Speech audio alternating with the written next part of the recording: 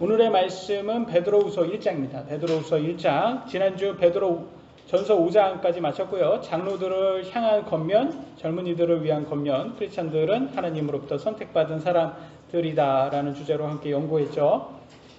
후서 이제 오늘 후서 처음으로 하는데 AD 65년 경에 베드로 전서가 쓰여졌다고 이렇게 추정하고 66년 경에 후서는 쓰여졌다고 합니다. 그래서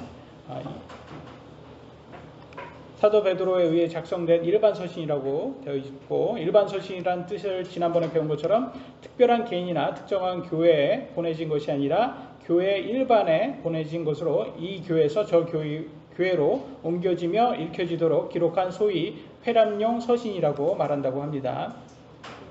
베드로전서는 순례자들이 통과하는 고난의 길을 주제로 다루고 있고요. 베드로후서는 마지막 날에 일어날 일들, 영원한 왕국, 재림, 사악한 자들의 심판, 주의 날을 주제로 다루고 있다고 합니다. 비록 이 땅의 삶은 믿는 자들에게는 고난이 될 수 있지만 마지막 날들에는 영원한 생명으로 위로가 되는 말씀이고, 믿지 않는 자들에게는 마지막 날은 심판임을 경고하고 있는 내용입니다. 베드로후서의 목적은 크리스찬들이 예수님의 은혜와 지식으로 영적으로 성장해야 함을 알려주고 있습니다. 세상에 많은 사람들이 눈으로 보려고 기적이나 체험을 강조하다가 은사주의에 빠져서 사이비 이단이라든지 이런 것에 빠지기 쉬운데, 성경에서는 우리를 성장시키는 것은 체험이나 기적이 아니라 하나님의 말씀이라고 하시고 있습니다. 2000년 전 베드로 시대에도 거짓 교사들이 오늘날처럼 많았다고 합니다. 사기꾼들은 세상이나 교회나 어디에나 많이 있습니다. 그래서 사람을 추종하지 말고 우리는 하나님의 말씀에 따라서 새하늘과 새 땅, 천국을 소망해야 합니다. 근데 이 성경에 보니까 새하늘과 새 땅이라고 나오잖아요. 한자로 바꾸면 뭘까요? 신천지가 돼버려요. 신천지. 그래서 이 신천지라는 게 이게 참 이름은 잘 만들었구나 이 생각이 들더라고요. 이게 그잖아요. 이게 좌파들이 진보라고 하잖아요. 진보는 이렇게 나아가고 발전하는 건데, 근데 사실은 퇴보만 하잖아요. 얘네들은 퇴보만 하는데 이름은 또 진보라고 하잖아요.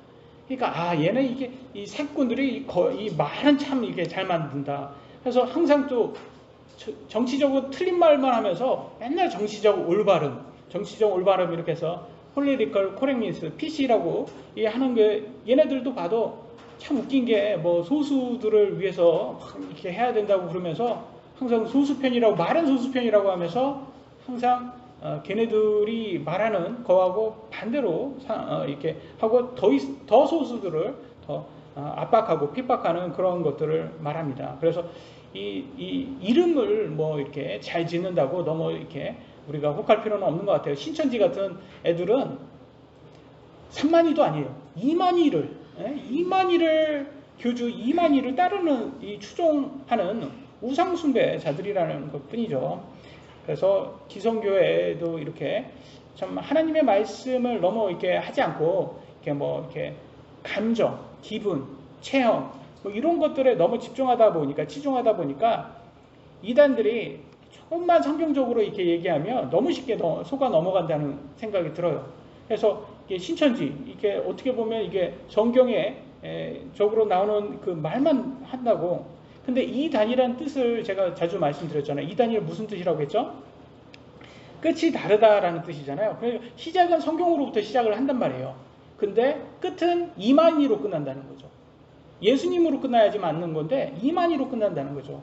북한이 김정은으로 끝나는 것처럼. 그래서 얘네들은 결국 교주를 추정하는 애들이고, 예수님의 자리를 이 교주들이 차지하는 그런 사기꾼들이구나라는 생각이 듭니다. 그래서 베드로 후서에서도 그런 사기꾼들을 경고해주고 있습니다. 거짓 교사들이라고 이렇게 나와 있는데, 그게 오늘날은 사기꾼들입니다. 이단들. 그래서 우리가 성경을 이렇게 잘 이렇게 연구해야 되는 이유는 진리와 거짓을 바르게 구분할 수 있어야 하기 때문입니다. 그래야지 영적으로 또 성장하기 위해서는 우리는 성경의 말씀을 열심히 연구해야 됩니다. 그래서 베드로후서 1장 1절로 2절 같이 보도록 하겠습니다. 예수 그리스도의 종이며 사도인 시몬 베드로는 하나님 곧 우리의 구원자 예수 그리스도의 의를 통해 우리와 더불어 동일하게 보배로운 믿음을 얻은 자들에게 편지하노니 하나님과 예수 우리 주를 아는 것을 통해 은혜와 평강이 너희에게 더욱 많이 있기를 원하노라. 이렇게 시작을 합니다. 예수님을 통해 우리가 얻은 복음을 보배로운 믿음이라고 표현하고 있습니다. 보배로운 믿음. 인간은 모두 의롭지 않기에 우리는 이기적이잖아요. 많은 사람들이 이 진리를 몰라서 자기 자신을 포함해서 사람을 넘어 맹신해서 결국 사기꾼을 추정하고 사기꾼들에게 속습니다. 인간이 의로울 수 있는 유일한 방법은 예수님으로부터 의를 받아서 의롭다 칭함받는 것뿐이라고 합니다. 그래서 크리스천들의 믿음은 보배롭고 귀중한 믿음이라고 하는 것을 볼 수 있습니다. 예수님을 믿는 사람들은 예수님의 은혜와 평강이 있기를 기도해야 합니다. 베드로전서에서 이미 연구한 것처럼 이 땅의 삶은 고난의 연속입니다. 예수님의 은혜와 평강이 없다면 우리는 너무 쉽게 보배로운 믿음을 버리고 세상의 쾌락을 선택하게 됩니다. 그래서 우리는 조심해야 되죠. 3절 이어가겠습니다. 우리를 부르사 영광과 덕에 이르게 하신 분을 아는 것을 통해 그분의 신성한 권능이 생명과 하나님의 성품에 속한 모든 것을 우리에게 주셨도다. 그래서 우리 예수님께서 영광과 덕에로 우리를 이르게 한다고 얘기하고 있습니다. 여기서 영광이라고 말할 때는 저는 이거를 어떻게 하고 싶냐면 영광 그러면 글로리 아닙니까? 영어로 글로리. 그리고 영화 구원 영어로 어떻게 하죠? glorification이라고 하잖아요. 그래서 우리가 영광에 들어간다라는 것은 결과적으로 영화 구원에 들어가는 이 천국에 들어가는 것으로 해석하면 좋을 것 같다는 생각이 들더라고요. 그래서 우리가 지금 우리가 예수님을 믿는 그 순간 우리는 칭의 구원을 받습니다. 이건 약속이죠. 그 다음에 믿고 나서 죽기 전까지 우리는 성화 구원을 이룹니다. 이 성화 구원은 우리가 하나님 말씀 믿고 하나님의 말씀에 입증하는 그런 시간입니다. 그리고 예수님의 재림하시면 우리는 휴거되어서 공중에 채워서 천국으로 입성하죠. 그거를 부활의 몸으로 그거를 영화 구원이라고 말하죠. 그래서 참 부활의 소망을 갖는 거 얼마나 좋습니까? 그것이 영화 구원임을 우리가 알 수 있습니다. 그래서 예수님의 신성한 권능으로 생명인 칭의 구원과 성화 구원에 이어서 영화 구원에 간다. 그래서 또 영광과 덕이라고 나와 있습니다. 덕은 영어로는 virtue이라고 하죠. 덕. 그래서 선행이라고도 볼 수가 있는데 저는 역시 진화론을 믿는 사람들한테 얘기하고 싶어요. 정말 하나님이 없다라고 그렇게 하면 사람이 왜 선을 해야 되는지 이유가 없어져요. 그렇지 않습니까, 여러분? 왜 굳이 선해야 될까요? 짐승들이 선행을 합니까? 짐승들이 사자가 진짜 얼룩말을 먹는 게 너무 양심이 가책이 걸려. 찔려. 오늘부터 난 풀을 먹겠어. 이렇게 사자가 그럽니까? 상어가 고기 먹는 거, 생선 먹는 거 이거 찔린다. 새우한테 너무 미안한 것 같아. 오늘부터 플라크톤을 먹겠어. 나는 소금으로 내가 간을 맞춰서 먹겠어. 이렇게 하는 상어가 있습니까? 그건 디즈니 만화 영화에서나 나오지. 없단 말이에요, 여러분. 선행은 없다. 그래서 인간이 하나님의 말씀을 벗어나면 짐승으로 밖에 갈 수가 없어요. 그래서 짐승처럼 본능대로 살 수밖에 없는 거죠. 그래서 공산주의라는 것들에서는 덕이 필요가 없습니다. 거기에서는. 그래서 무교 진화론자들이 자꾸 이렇게 하나님을 없애가지고 하나님의 존재를 없애고 사람들에게 이 신이라는 존재를 없애서 자꾸 짐승처럼 양육 강식이라고 하잖아요. 강한 자만 모든 약한 것들을 다 먹는 그런 짐승처럼 만드는 교육이 공산주의 교육이 아닌가라는 생각이 됩니다. 여러분 공산주의가 딱 오잖아요. 그러면 제일 먼저 걔네들이 가르치는 게 바로 무교입니다. 무교를 제일 먼저 걔네들이 해요. 그래서 정말 무서운 그 집단들입니다. 반면 하나님은 크리스천들이 선한 행위를 하도록 창조하셨다고 말씀하셨죠. 에베소서 2장 10절 우리는 그분의 작품이요 그리스도 예수님 안에서 선한 행위를 하도록 창조된 자들입니다. 그래서 하나님께서 분명히 말씀을 하고 있습니다. 하나님은 존재하지도 않고 하나님의 심판도 없다고 믿는 사람들에게는 짐승처럼 본능대로 쾌락주의에 빠져서 사는 게 당연할 수 있습니다. 한국은 술에 취한 사람들을 뭐라고 빗대어 말하죠? 개가 됐다고 표현을 합니다.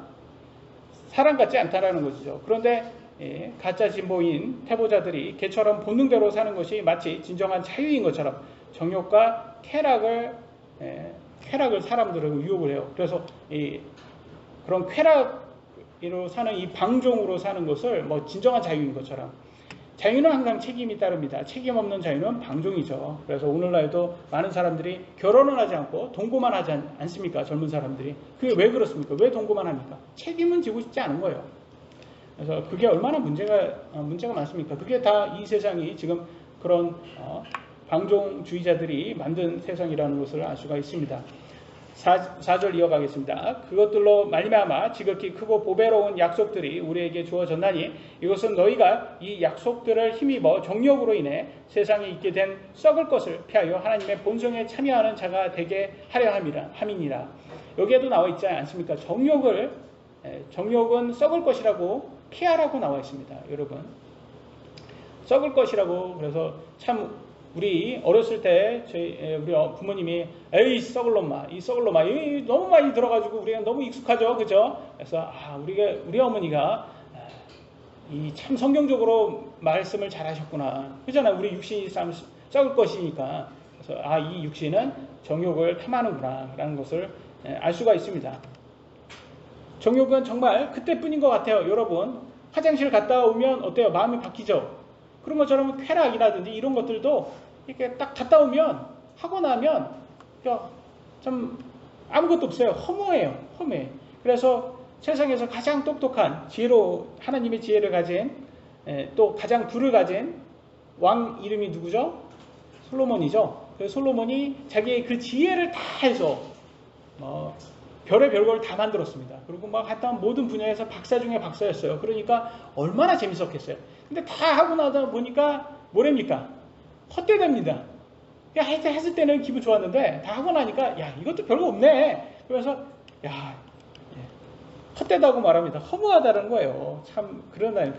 그래서 즐거움은 딱 그때뿐이구나, 영원하지 않구나, 이런 것을 우리들에게 알려주고 있습니다. 반면 예수님의 보배로운 구원의 약속을 믿고 하나님의 본성에 참여하면 우리는 천국에서 영원히 존재하는 존재라는 것을 알 수가 있습니다. 그래서 잠깐을 즐겁게 살려고 썩을 육신에 집착할 것인지, 아니면 하나님의 영원한 것에 우리가 애착을 할 것인지, 우리 각자는 선택을 해야 됩니다. 그래서 성경에서는 정욕을 절제해라 라고 말을 해주고 있습니다. 이게 무슨 이 정욕을 절제하라고 해서 여러분, 제가 금욕주의를 여러분에게 말해 주는 것은 아닙니다. 왜냐하면 하나님께서 우리에게 다 즐길 수 있는 것들을 허락하신 것들이 있어요. 그러 허락하신 하나님께서 허락한 것은 감사하면서 즐기면 돼요.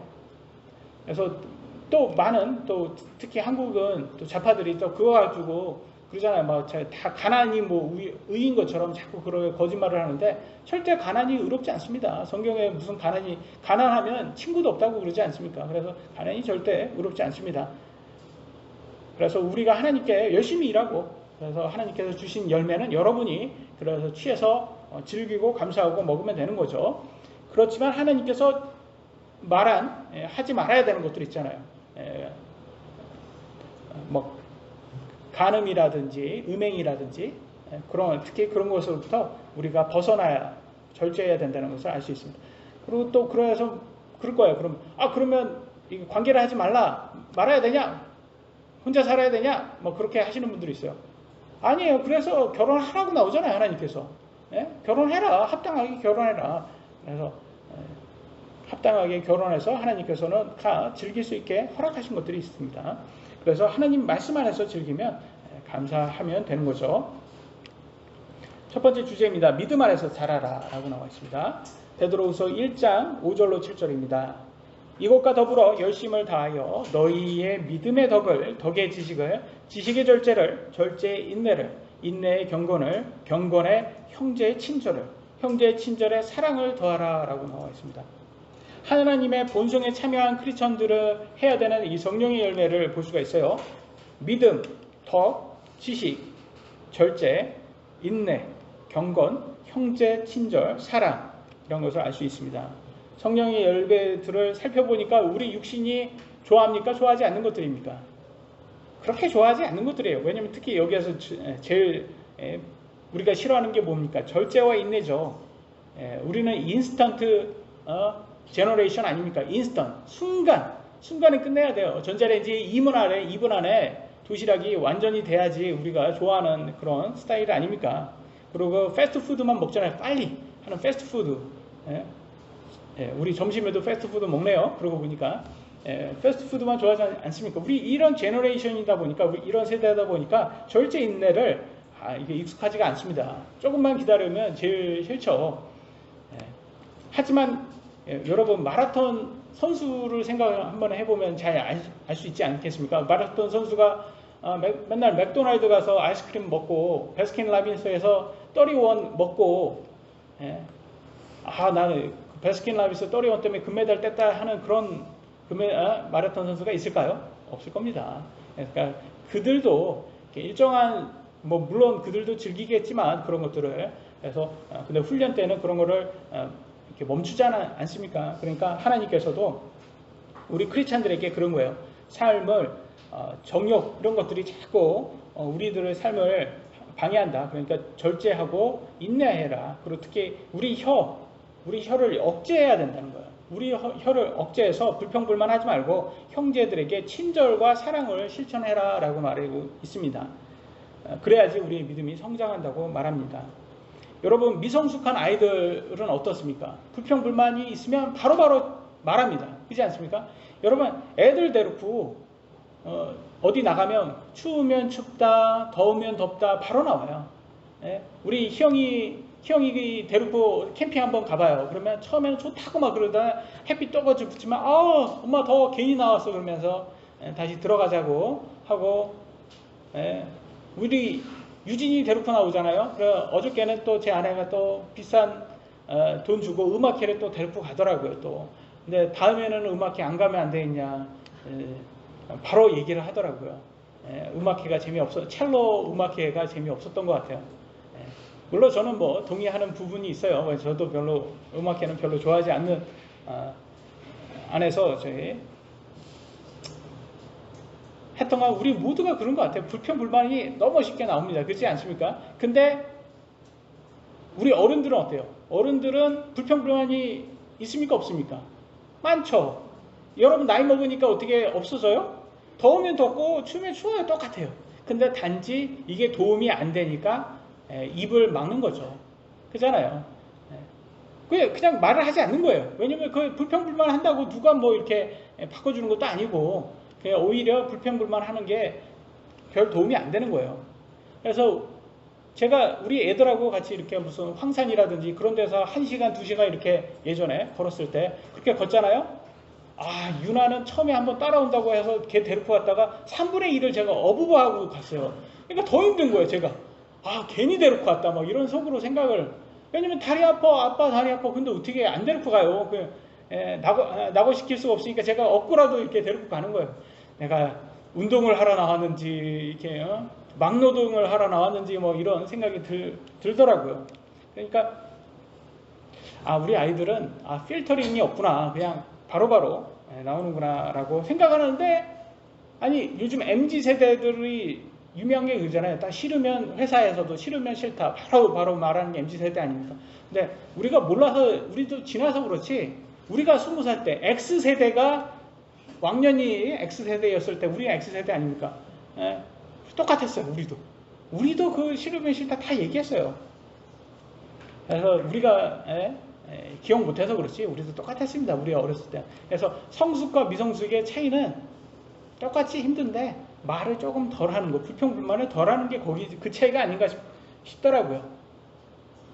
그래서 제가 우리 아이들한테 요즘 더우니까 에어컨을 낮에도 키잖아요. 그러면 키면서 제가 또 생색을 또 다 냅니다. 또 생색을 또 가진 생색을 다 내면서 우리 아이들에게, 아빠 어렸을 때는 에어컨에 애자도 없었어. 그냥 에어컨을 본 적도 이걸 본 적이 우리 초등학교 때 없잖아요. 에어컨 있는 사람이 어디 있어요, 집에.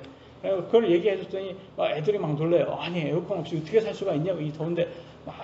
저희 아내도 에어컨 이씨 살았던 미국에서는 그랬으니까 제너레이션 아닙니까? 우리 제너레이션은, 우리 한국은 없었지만, 그래서 그렇게 해서 항상 하죠. 하나님께 우리가 감사해야 된다. 리마인딩을 이렇게 시키려고 그렇게 하는데, 사실 우리가 뭐 잘 참아서 그때 없었습니까?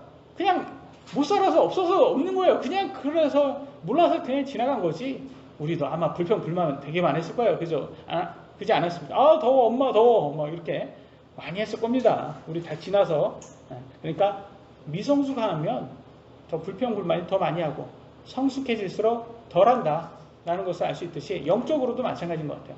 영적으로 성숙해지면 우리가 하나님 말씀을 더 알면 하나님께도 불평불만을 하긴 하겠지만 좀 덜하지 않을까 라는 것을 알 수가 있지 않겠습니까? 성령의 열매를 더 내야 된다라는 것을 알 수 있습니다. 8절로 9절 이어가겠습니다. 이것들이 너희 안에 있어 풍성하면, 성령의 열매가 풍성하면 그것들이 너희가 우리 주 예수 그리스도를 아는 것에서 빈약하거나 열매를 맺지 못하는 자가 되지 아니하게 하려니와. 이 말은 뭐겠습니까? 우리가 하나님을 아는 것, 예수님을 아는 것, 하나님의 말씀을 아는 것에 지식이 부족하면, 빈약하면 성령의 열매를 맺지 못한다고 합니다. 그래서 너무 감정적으로 뭐 이렇게 하나님의 말씀에 지식이 없이 그냥 감정적으로 하는 사람들, 그렇게 예배하는 사람들이 제일 잘못할 수 있는 부분이 여기에서 성령의 열매가 아니라 그냥 불평불만이 많이 하는 그런 쪽으로 갈 수가 있다는 거죠. 9절, 이것들이 없는 자는 눈먼 자요 멀리 볼 수 없는 자며 자기의 옛 죄들에서 자기가 깨끗하게 된 것을 잊은 자니라. 그래서 구원은 받았는데 자기가 잊었다고 말합니다. 그러니까 좀 문제가 많죠. 그래서 영적으로 눈먼 자라고 이렇게 평합니다. 이렇게 그 구원 받았는데도 성령의 열매가 없는 사람들 있잖아요. 이런 사람들은 영적으로 눈먼 자라고 표현하는데, 여기에서 대표적인 또 교회가 있죠. 라우디게아 교회라고 합니다. 라우디게아 교회가 영적으로 눈이 멀었다고 합니다. 요한계시록 3장 17절 18절에 이렇게 나왔어요. 이는 너가 이르기를 나는 부자라 내가 재산을 불렸으니 아무것도 부족한 것이 없다 하면서 너 비참한 것과 가련한 것과 가난한 것과 눈먼 것과 벌거벗은 것을 알지 못하기 때문이라. 아까도 부자라고 하잖아요. 근데 여기는 또 가난하다고 표현할까요? 영적으로 말하는 거죠. 여기는 비참한 것, 가련한 것, 가난한 것, 눈먼 것, 벌거벗은 것은 이거 영적으로 다 그렇다는 거예요. 그러니까 얘네들은 육신적으로는 부자인데도 영적으로는 아주 가난하고 눈먼 상태란 거예요. 그러니까 고린도 교회처럼 막 이렇게 죄를 가까이 하고 그걸 은혜라고 이렇게 표현을 하는 그런 교회였던 것 같아요. 18절, 내가 너에게 권고하더니 너는 내게서 불로 정제한 금을 사서 부유한 자가 되고 또 흰 옷을 사서 입어 너의 벌거벗은 수치를 드러내지 말며 또 너의 눈에 안약을 발라 볼지니라 라고 합니다. 그래서 하나님의 말씀으로 다시 돌아가야 된다라고 말을 해주고 있습니다. 그래서 오늘날 이 라우디게아 교회를 표현해 보면 구원파가 아닌가 싶어요. 번영복음 하는 사람들 있잖아요. 번영복음자들. 그냥 부자만 되면 다 괜찮다. 예수님 믿으면 부자 됩니다. 이렇게 말하는 사람들 있잖아요. 그래서 그냥 부자만 되면, 사기를 쳐서 부자가 돼도 부자만 되면 다 하나님께 복 받았다. 이런 식으로 물질주의 있는 사람들, 이런 사람들이 여기에 성령의 열매는 없고 그런 사람들의 모습인 것으로 보입니다. 그래서 성경에서는 이런 사람이 되지 말아야 된다라고 말을 하고 있습니다. 우리 뭐 믿건 믿지 않건 세상 사람들을 보면 특히 나이가 먹은 어르신들인데도 70살, 80살 이렇게 되신 분인데도 철없는 사람들 있잖아요. 애같이 철없는 사람들 많이 있거든요. 맨날 술 좋아하시는 분들, 이런 분들 너무 애 같아요. 그렇지 않습니까? 그래가지고 그리고 이기적이잖아요. 가족들은 다 희생하게 만들고 자기는 막 술 취해가지고 낮부터 술 취해가지고 그걸 지키고, 이기적인 사람들 있잖아요. 자기는 희생을 하나도 안 하려고 하고. 근데 사실 우리가 세상에서 이렇게 조화롭게 살기 위해서는 다른 사람들에게 희생만 강요할 수 없고 나도 희생할 수 있어야 됩니다. 그렇지 않습니까, 여러분? 다른 사람의 희생과 나의 희생을 같이 해야지 조화가 이루어지지, 다른 사람에게는 희생하고 나는 혜택만 받기를 원한다면 문제가 있는 거예요. 오늘날 많은 좌파들이 제일 좋아하는 이 환상에 쌓여있는 복지 나라가 어디냐면 북유럽이라고 합니다. 북유럽이 복지가 너무 좋다, 나라가 복지 좋다, 그렇게 얘기를 하더라고요. 그래서 이 좌파들이 항상 북유럽으로 이민 가고 싶다 그렇게 말합니다. 근데 여러분, 북유럽은 아세요? 세금을 50% 뛴다고 합니다. 아니, 세금을 50% 뛴대요. 그러면 한국 사람한테 세금 정부가 50% 뛰겠습니다. 그러면 뭐라고 하겠습니까? 이 나라가 무슨 공산주의냐 그러면서 막 난리 났을 거예요. 사람들 50% 뛴다고 월급에서 50% 뛴다고 하면 아마 뭐 어떻게 나라가 어떻게 되겠습니까? 그러니까 우리는 책임은 지고 싶지 않고 50% 뛰고 싶지는 않는 거예요. 뺏기고 싶지 않는데 혜택은 북유럽처럼 달라는 거예요. 모순되지 않습니까? 어떻게? 나는 희생하고 싶지는 않은데 혜택만 달라는 거예요. 이 좌파들의 그런 사상 자체가 그렇다는 거죠. 저 부자들의 것을 뺏어서 선동을 해서 자기가 혜택 보겠다 뭐 그런 것들. 근데 사실 항상 그러지만 대한민국에 사는 것은 우리가 감사를 해야 됩니다. 제가 항상 얘기하지만 여러분 미국에서도 제가 생활을 오랫동안 했지만 특히 의료보험에 대해서는 대한민국보다 좋은 의료보험이 없어요. 심지어는 뭐 이렇게 뭐 복지가 많다는 그런 나라도 이게 뭐 암 같은 거 걸리잖아요. 뭐 이렇게 뭐 걸리잖아요. 그러면 대기를 해야 되는데 거기는 무료라고 막 그러지만 대기하는데 거의 죽기 직전에 부른다는 거예요. 그래서 뼈가 하나 부러지는데 이게 대기를 하는 거예요. 뼈 부러지는데 2달, 3달 후에 오라는 거예요. 뼈 부러가지고 나중에 다 붙어간 다음에 가는 거예요. 예? 근데 무료라는 거예요. 그게 무슨 무료예요. 그게 바로바로 이렇게 치료를 받아야죠. 돈을 조금 주고라도 바로바로 치료를 받아야죠. 그래서 저는 항상 우리나라는 의료보험만 있으면 진짜 몇만 원밖에 안 나오지 않습니까? 웬만한 거는. 그래서 얼마나 좋은 겁니까? 정말 감사해야 돼요. 그래서 맨날 좌파들이 헬조선 하는데 저 헬조선은 대한민국이 아니라 저기 북한이 헬조선인 거예요. 지금 아사로 지금 수백 명이 죽고 있다는데. 그래서 좌파들이 자꾸 대한민국을 헬조선으로 폄하하고 그래서 근데 정말 웃긴 거는 걔네들이 지지하는 국가는 북조선, 저 북한 아닙니까? 그래서 영적으로 눈먼 자들이 될 수밖에 없는 거죠. 그래서 우리는 항상 하나님께 감사하고 또 책임을 갖고 희생하고 또 성령의 열매를 내려고 우리도 스스로도 절제할 수 있는 사람들이 돼야지 영적으로 성장한 사람이라는 걸 알 수가 있습니다. 10절, 11절 계속 이어가겠습니다. 그러므로 형제들아 더욱 열심을 내어 너희를 부르신 것과 선택하신 것을 확고히 하라. 그렇죠? 하나님께서 우리를 부르셨잖아요. 그리고 확고히 해야 된다고 합니다. 성령의 열매로 너희가 이것들을 행하면 결코 넘어지지 아니하리니. 그렇죠. 우리가 성령의 열매를 내는 사람이라면 우리가 이렇게 믿음 버리고 세상으로 돌아가지 않는다고 합니다. 이렇게 우리 주 곧 구원자 예수 그리스도의 영존하는 왕국에 들어감을 주께서 너희에게 풍성히 베푸시리라. 그래서 우리는 선택받은 사람들이고 우리는 이 성화구원이 끝나고 이제 영화구원으로 들어간 사람이라고 합니다. 그래서 우리가 정확히 알아야 되는 것은 믿음을 버리고 돌아가는 사람들이 있어요. 그래서 돌아가는 사람들이 성경에는 돌밭과 가시나무 밭이라고 이렇게 표현하죠. 이런 사람들이요 하나님의 말씀을 알고도 뭐 이렇게 핍박이 오거나 아니면 뭐 세상의 유혹으로 인해서 속아서 다시 세상으로 돌아간다고 합니다. 믿음을 버리고. 마태복음 13장 20절 22절에 나오죠. 그러나 돌밭 속에 씨를 받은 자 곧 그 자는 말씀을 듣고 즉시 기쁨으로 그것을 받아들이라. 복음은 받아들였어요. 21절 보세요. 속에 뿌리가 없어 잠시만 견디는 자니 말씀으로 인하여 환난이나 핍박이 일어나는 때에 그가 곧 실족하느니라. 실족이 믿음 버리고 세상으로 돌아간다는 거예요. 22절 가시나무들 사이에 씨를 받은 자 또한 말씀을 듣되 이 세상의 염려와 재물의 속임수가 말씀을 숨막히게 함으로 열매를 맺지 못하는 자니라. 그래서 성령의 열매를 맺지 못한다고 합니다.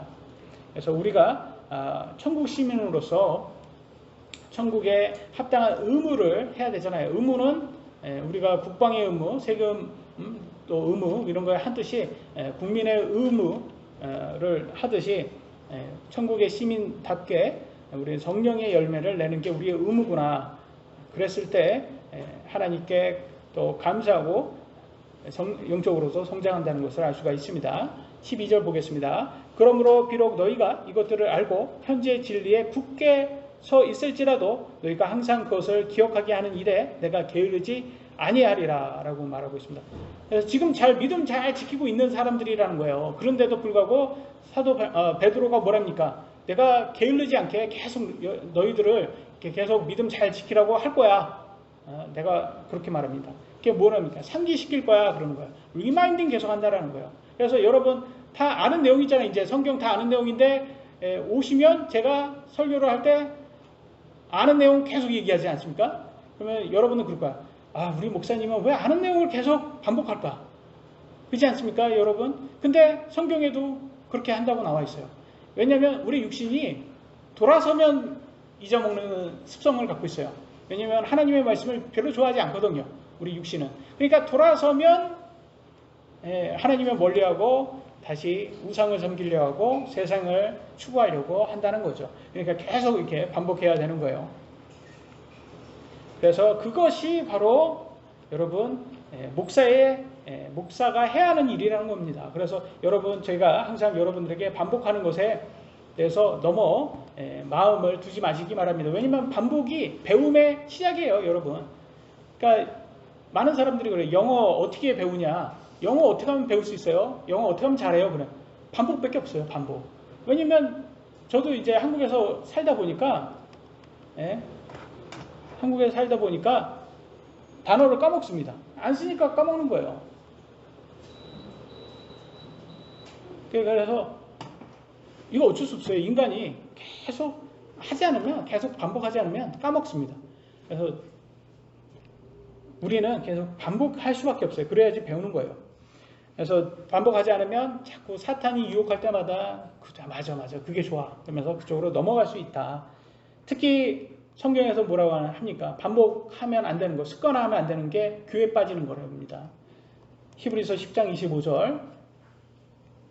어떤 사람들의 습관과 같이 우리의 함께 모이는 일을 패하지 말고, 이게 교회에 안 나오는 거, 이 패하는 거, 만남을 모이는 것을 패하는 거, 모임이 예배잖아. 예배를 빠지는 것에 이게 습관화 된다는 거예요, 여러분. 한 번, 두 번 빠져봐요.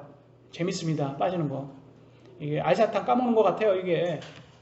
교회 안 나오고 좀 편하게 주일날 편하게, 일요일날 편하게 집에서 누워있으면 그 맛이 또 꿀맛이거든요. 우리 육신이 참 좋아요. 목사님 저도 똑같아요, 저 육신도.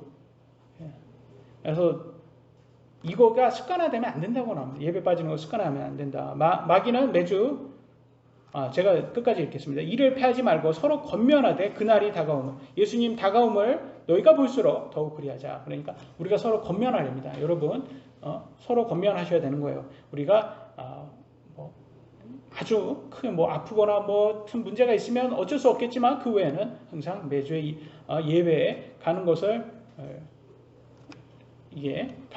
철저히 해야 된다. 왜냐하면 이 마귀가 여러분들에게 온갖 이유를 대어줘요. 너는 예배에 가야 되지, 가지 말아야 되는 거, 성경을 읽지 말아야 되는 거, 성령의 열매를 하지 말아야 되는 것들을 온갖 이유를 다 대주는 게 마귀거든요.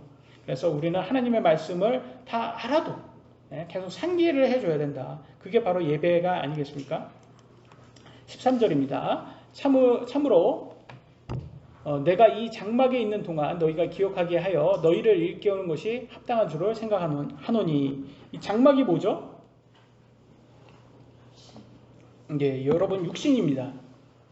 장막이 여러분 육신이에요. 여러분.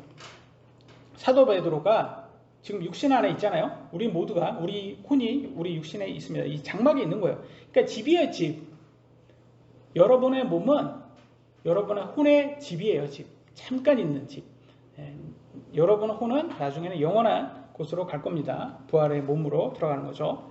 근데 지금 이 세상에 사는 동안은 잠시 사는 건데, 서신을 통해서 교회 성도들에게 하나님의 말씀을 기억하고 일깨우는 데 노력을 한다는 거죠. 이것이 목사의 장로의 합당한 일이라고 말합니다. 그래서 여러분, 목사는 항상 하나님의 말씀을 가리키는 것에 애쓰고 힘써야 된다고 나오죠. 그래서 디모데전서 5장 17절에도 잘 다스리는 장로들을 2배나 존경할 자로 여기되, 왜 2배로 존경해야 된다고 말합니까? 특별히 말씀과 교리로 수고하는 자들에게 그리할지니라. 그들이 말씀을 잘 전해야 되기 때문에 그렇다고 합니다. 그래서 말씀 전하는 것이 장로와 목사, 감독의 일이라는 것을 알 수가 있고요. 그래서 여러분들에게 항상 말씀을 잘 가리키는 것이 중요하다. 그리고 너무 많은 사람들이 요즘 비성경적인 은사나 기적, 체험, 또 육신이 듣기 좋은 말로 위로받고 그런 것들을 좋아하고 또 그런 사람들을 따른다고 하고 선생으로 둔다고 합니다. 목사로 둔다고 하고 그런 사람들을 추종한다고 말하죠. 디모데후서 4장 3절에 뭐라고 나왔습니까? 때가 이르리니 때가 이른다고 합니다. 그들이 건전한 교리를 견디지 못하며 성경 말씀 듣기를 좋아하지 않는답니다. 귀가 가려워. 성경 말씀 들으면 귀가 가렵답니다. 자기 욕심대로 자기들을 위해 선생을 쌓아두고 그래서 자기가 듣고 싶은 말 해주는 사람들을 따라 추종한다고 말을 하죠. 그래서 이 유튜브에서 보면 뭐 스님이라든지 뭐 유명한 스님이라든지 목사라든지 신부라든지 나와가지고 뭐 이렇게 어떻게 뭐 내 삶에 어떻게 합니까? 그러면 막 이렇게 지혜롭게 얘기해 주는 것처럼 얘기를 합니다. 근데 알고 보면 다 듣고 싶은 말 해주는 거예요. 다 내용을 한번 들어보세요. 내용 들어보면 아 사람이 듣기에 참 들으면 참 듣기 좋은 말을 해주는구나. 저게 참 위로가 되는 말을 해주구나 라고 얘기는 해요. 근데 위로가 되는 건 좋지만 그게 진리냐는 것에는 퀘스천 마크가 들은 거죠. 그게 진리냐. 그래서 어떤 분들이 그러더라고요. 뭐 이렇게 우리 어머니는 참 고생을 많이 했는데 지금 돌아가셨는데 지금 어디 있습니까? 막 그런 말을 해주는 거예요. 막 그럴 때 근데 어떤 스님이 유명한 스님이 뭐 너네 마음에 있다, 뭐 좋은 데 있다, 뭐 그렇게 막 듣기 좋은 말을 막 해주는 거야. 그러면서 아 걱정하지 마라. 네가 걱정하는 것을 너의 어머니가 원하지 않는다. 그러면서 막 이렇게 좋은 말을 해주는데 사실 이 스님들한테 가서 물어보면 지옥에 있는 거예요. 그들은 왜냐면 그들의 부다가 지옥에 있답니다. 그래서 지옥에 있으니까 자기는 또 지옥에 간다는 거예요. 그래가지고 참 놀랍지 않습니까? 야, 이 사람들 솔직하구나. 솔직한 사람들이구나. 그래서 뭐라고 얘기하냐면 어떤 스님이 그러더라고요. 당신들이 우리들이 그럼 지옥에 가지 않겠냐? 그러니까 우리 스님들이 부처가 우리를 돌보려면 지옥에 가야지 돌볼 수 있지 않겠냐? 그러니까 왜냐면 많은 사람들이 지옥에 있으니까. 그러니까 거기 간다고 하더라고요. 그래서 결과적으로는 이 부처가 결국 사탄이 아닌가. 결과적으로 그 말이 있잖아요. 그러니까 지옥에 주관하는 신이라면. 그래서 저는 항상 그러지 않습니까? 여러분 정말 위로를 받고 싶으면 TV 예능 보세요. TV 예능 봐서 많이 웃잖아요. 그게 더 위로가 됩니다. 그래서 위로는 근데 여러분 위로는 어때요? 화장실 가고 나면 없어지는 거하고 비슷해요. 그러니까 많이 웃고 나고 하면 기분은 좋은데 그 순간은 기분 좋은데 지나가면 뭐 남아있어요 여러분? 예전에 개콘 열심히 많이 봤잖아요. 개그 콘서트. 그때 얼마나 우리 다음날 학교 가기 얼마나 싫었습니까? 우리 형이는 아는지 모르겠어요. 우리 세대는 그래서 개콘 하면 이제는 다음날 학교 가는 날 나 너무 싫어. 그러니까 개콘 끝나는 것도 싫지만 그거보다 더 싫은 게 학교 가는 거잖아요. 근데 그때 당시에는 그게 참 즐거웠는데 지금 뭐 어떻게 그 개콘이 여러분의 삶을 바꿨습니까? 어때요? 그러니까 그 순간에는 즐거웠지만 별거 없다라는 거죠. 그래서 여러분 운전하실 때 내비게이션 키시잖아요. 근데 내비게이션이 너무 재밌어서 키시는 분 있으세요? 난 내비게이션 따라갈 때, 이거 이쪽으로 가라래. 야, 이건 진짜, 너무 재밌어. 그러시는 분, 이번엔 좌측으로 가래. 좌회전하래. 야, 이번에는 유턴을 하라네. 야, 이건 너무 재밌는데? 50m 앞이래. 대박이다. 뭐, 이렇게 하시는 분 있어요? 없잖아요. 내비게이션 재밌어서 트시는 분 어디 있어요? 진리니, 그걸 따라가야지. 그게 우리의 목적지에 가는 거잖아요. 그러니까 마찬가지죠. 하나님의 말씀은 우리가 재밌어서 보는 게 아니라는 거죠. 왜냐하면 이 말씀을 따라가야지 우리 천국으로 인도하니까 우리가 하나님의 말씀을 따라가는 거라는 거죠. 그래서 우리 천국으로 인도하는 내비게이션이 하나님의 말씀이라는 거예요. 그래서 우리는 재미로 보는 게 아니다. 두 번째 주제 보도록 하겠습니다. 베드로의 죽음이 임박함. 베드로후서 1장 14절. 이는 우리 주 예수 그리스도께서 내게 보여주신 것 같이 내가 머저나 반드시 나의 이 장막을 벗어야 할 줄 알기 때문이라. 그래서 이 장막, 몸에서 자기 혼이 나간다고 합니다. 여러분 몸에서 여러분 혼이 나가면 어떻게 됩니까? 유체 이탈이라고 이상한 말 하는, 좌파 이상한 말 하는 그런 사람들 있잖아요. 짐버리를 다 준비한 사람이 그 사람인데 나중에 지나니까 이렇게 다 망쳤다라고 자기가 망쳐놓고선 하는 그런 유체 이탈하는 그런 분들이 있더라고요. 보니까. 그래서 근데 사실은 여러분 혼이 몸을 떠나면 죽습니다. 그게 사망이에요. 그래서 여기에서 보면 사망을 환상으로 보여주신 것을 알 수 있습니다. 베드로후서를 작성한 이후 네로 황제의 그리스도 박해를 통해서 박해 시기에 베드로는 사도는 순교한 것으로 추정이 됩니다. 그래서 우리는 언젠가는 우리는 죽음을 맞이하게 될 겁니다. 근데 중요한 것은 그 죽음 이후에 뭐가 있냐가 중요합니다. 근데 세상은 항상 막연한 공포에 지금 휩싸여 있어요. 왜냐면 내가 죽은 다음에는 한쪽으로는 무교를 믿기 때문에 그래 그냥 끝난 거야, 그냥 다 사라질 거야 이렇게 하지만 막상 죽기 직전에는 나 무서워, 나 어떻게 될지 무서워 이렇게 하십니다. 그분들 특히 죽기 바로 직전에는 너무 무서워하는 사람들이 있어요.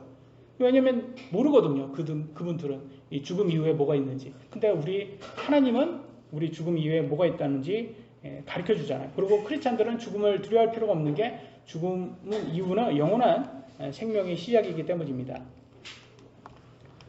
1장 15절입니다. 또한 내가 떠나간 뒤에도 너희가 항상 이것들을 기억할 수 있도록 내가 애쓰리라. 그래서 우리 사도들도 그렇지만 우리 크리스찬들이 내가 죽은 이후에도 남은 크리스찬들이 항상 하나님의 말씀에서 믿음 안에 있기를 바라는 사람들이 되어야 됩니다. 그래서 사도들도 그렇고 목사들도 크리스찬들도 항상 성령의 열매로 우리 뒤에 후손들에게 믿음을 전달하는 사람들이 되어야 함을 볼 수 있습니다.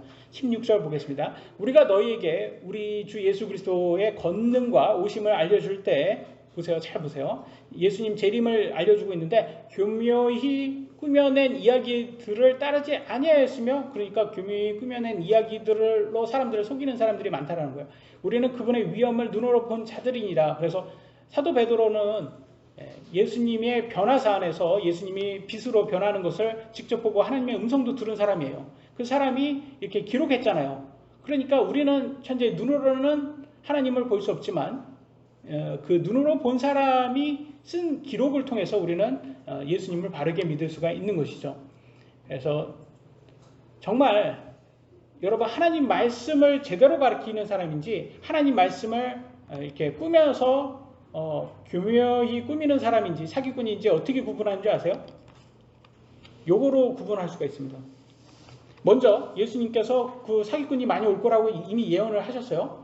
마태복음 24장 5절 많은 사람이 내 이름으로 와서 내가 그리스도라 하며 많은 사람을 속이리라. 이게 무슨 말이에요? 이게 사기꾼 교주들이 2만이 3만이 이런 사람들이 자꾸 온다는 거예요. 앞으로 4만이도 올 수 있어요, 여러분. 이렇게 온다는 거예요. 자꾸 이렇게 교주가. 그래서 이미 예수님께서 예언을 하셨어요. 근데 우리가 어떻게 구분하냐? 신내 요한의 말을 통해서 우리가 구분할 수 있어요. 요한복음 3장 30절 그분은 반드시 흥하여야 하되 나는 반드시 쇠하여야 하리라 하니라. 그러니까 예수님만 흥해야 되는 거예요. 예수님을 높이고 나를 낮추는 사람이 진짜고, 여러분 자기를 높이는 사람이 가짜입니다, 여러분.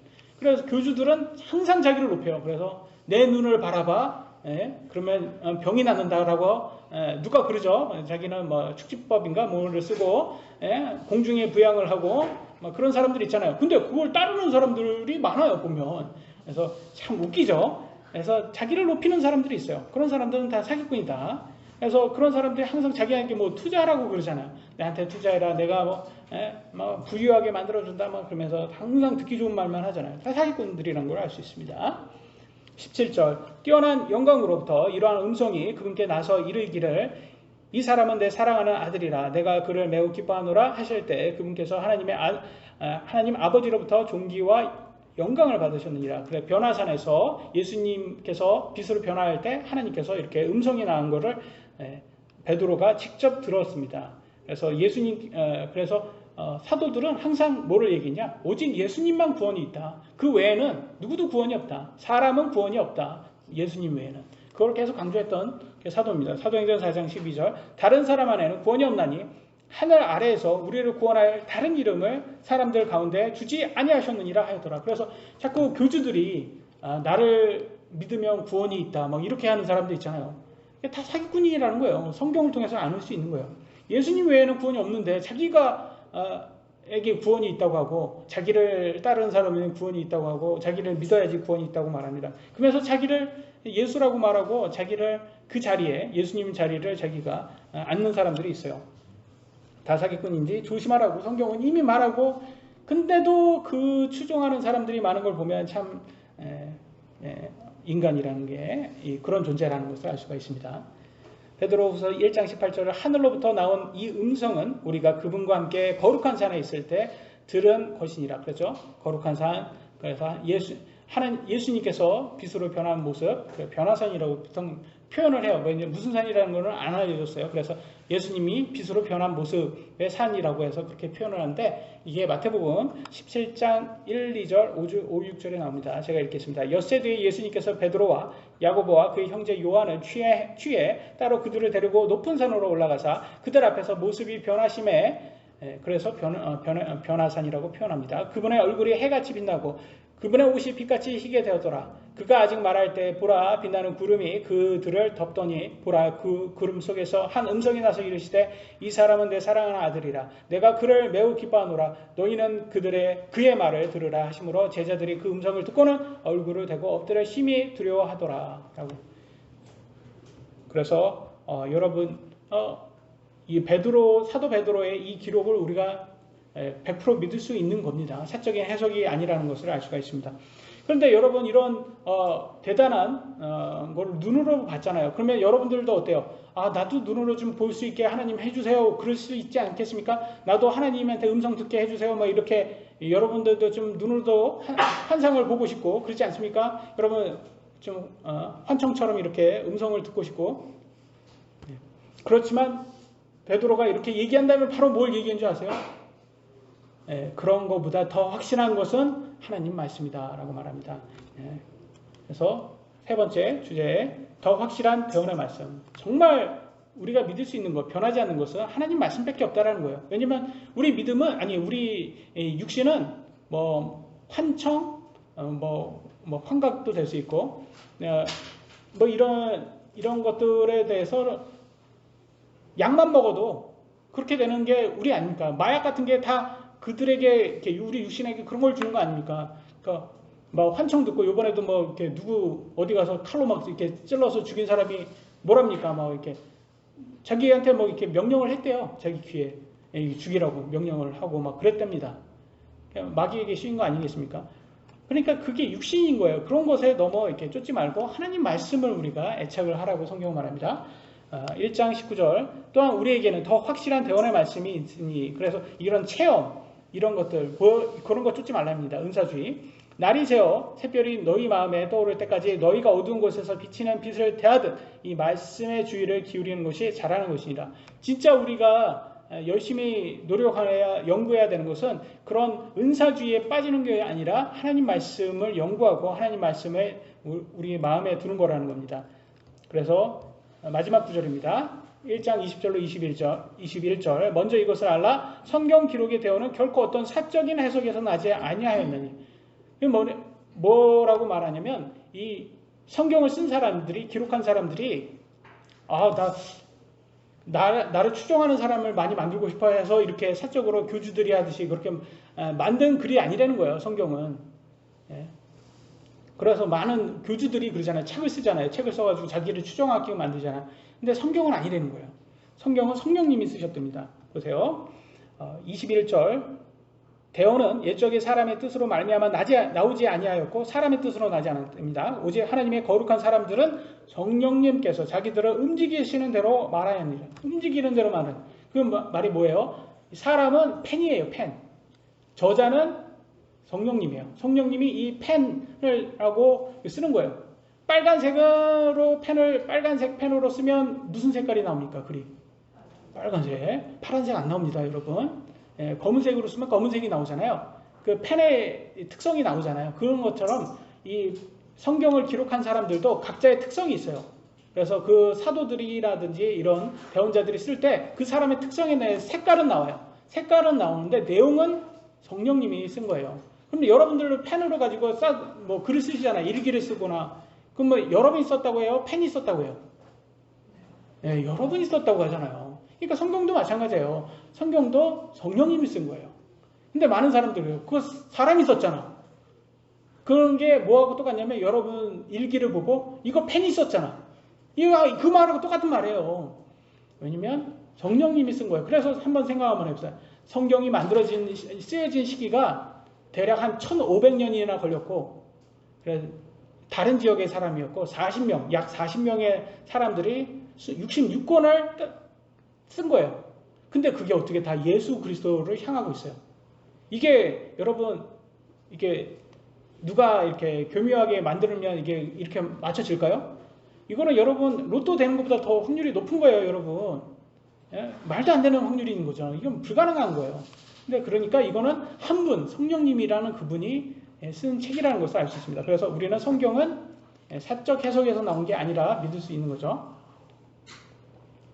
그래서 우리는 다시 한번 우리 혼이 우리 육신의 장막에 거하는 동안에는 하나님의 본성에 참여해서 성령의 열매를 맺는 우리 성도들이 되기 위해서 믿음 안에서 자라고, 또 베드로의 죽음이 임박한 것처럼 우리가 더 죽기 전까지 확실한 대원인 성경의 말씀에 애착을 갖는 그런 성도들 되시길 예수님의 이름으로 기도합니다. 여기까지 하도록 하겠습니다. 기도하시겠습니다.